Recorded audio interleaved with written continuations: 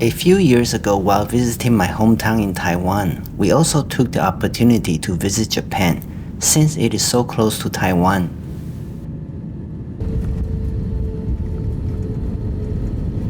Ladies and gentlemen, welcome to Osaka. We just landed Osaka Kansai International Airport. The local time is 10 minutes to 5 in the afternoon.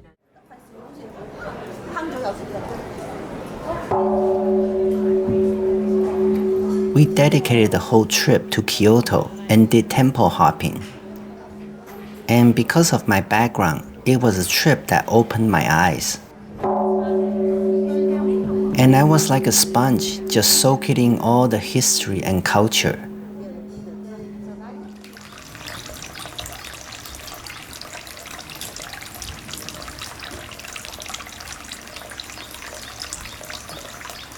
I was deeply inspired by what I saw, particularly their temple gardens. Many of the temples are in the mountains, surrounded by nature. Or so it seems until I saw the temple gardeners. She was kneeling on the ground, picking out the weeds one by hand.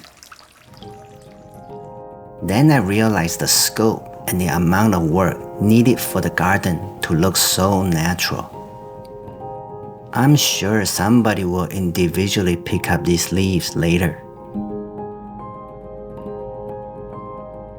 Nothing exists in this garden naturally, but they look and feel almost more natural than the actual natural world. It's as if creating such a garden is a homage to the natural world. And it shows everywhere I looked, including the building details.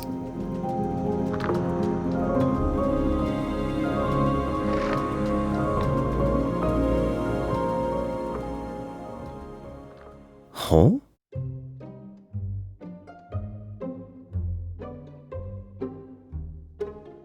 Imagine I have these incredible agile gardeners like ninjas working on 6 acres.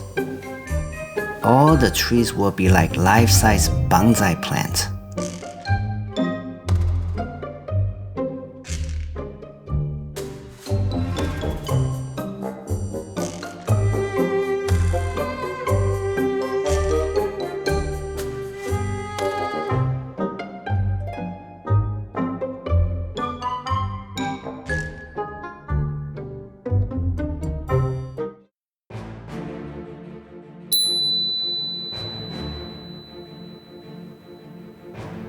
But I know it will be a process that takes many years.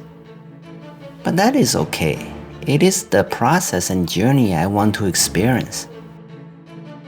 But I have a Japanese tractor on my side, so the spirit of Japan is here with me.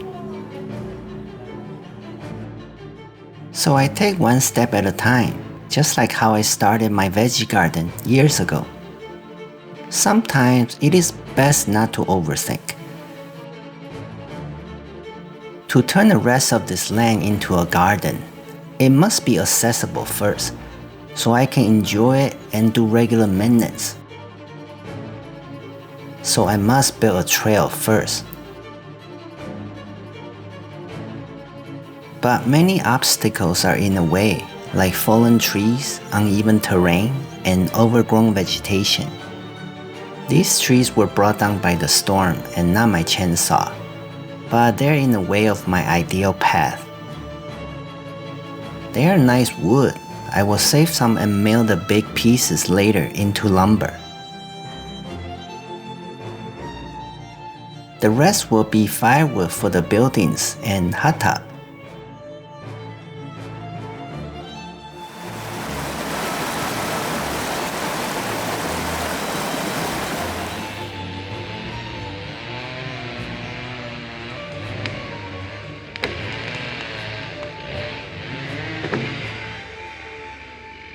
I picked the path with the least resistance and double-checked that no objects were too big for my tractor.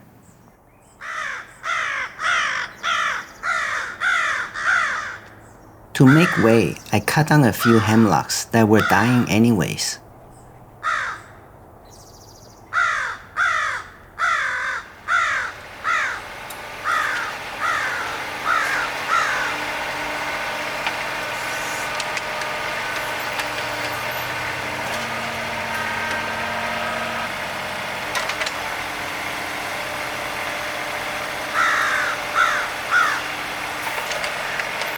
This tree root is as big as my machine can handle.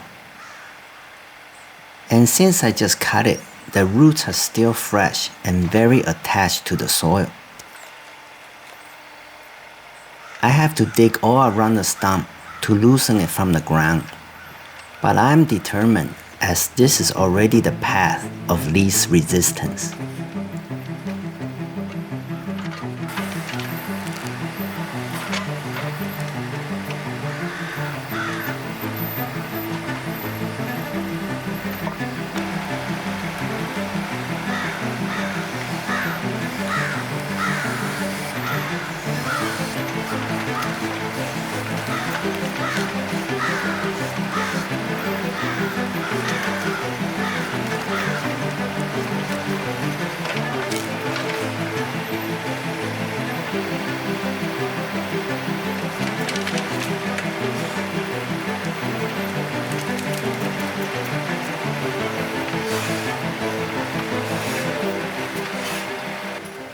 It is finally out of my way.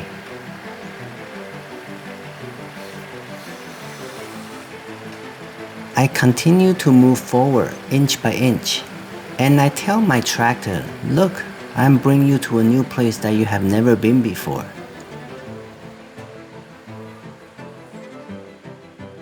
Now I'm faced with an area full of thorny plants like blackberry.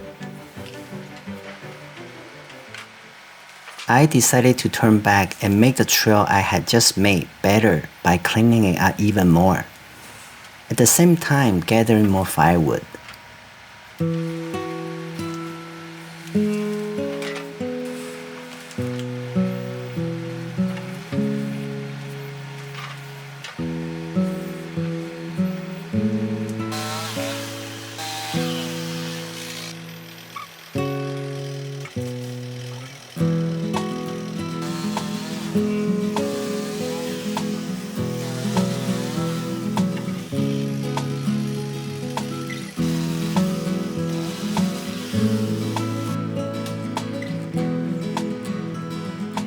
I moved around some big rocks to make a stable substrate, then lay smaller stones on top to even out the trail surface.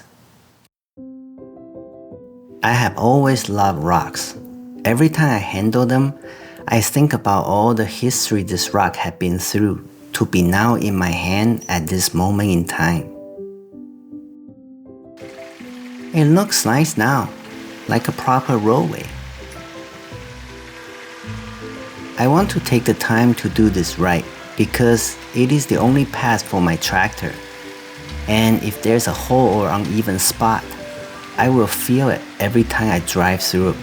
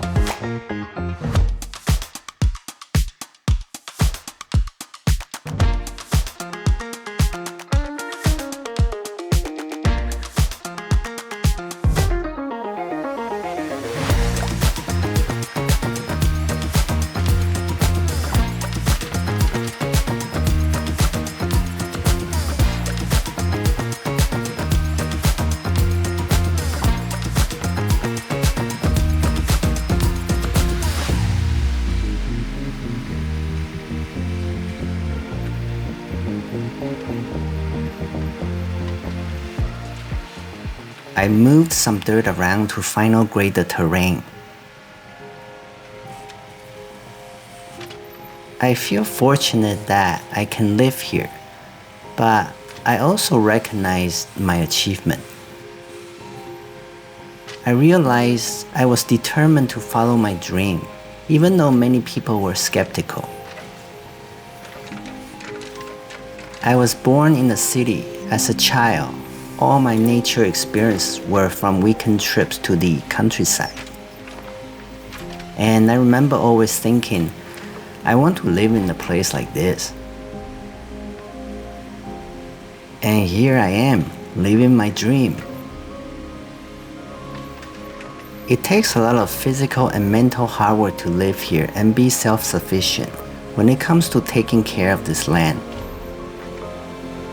I had to learn everything from scratch, and there's still so much I don't know about country living. Overthinking is often my worst enemy.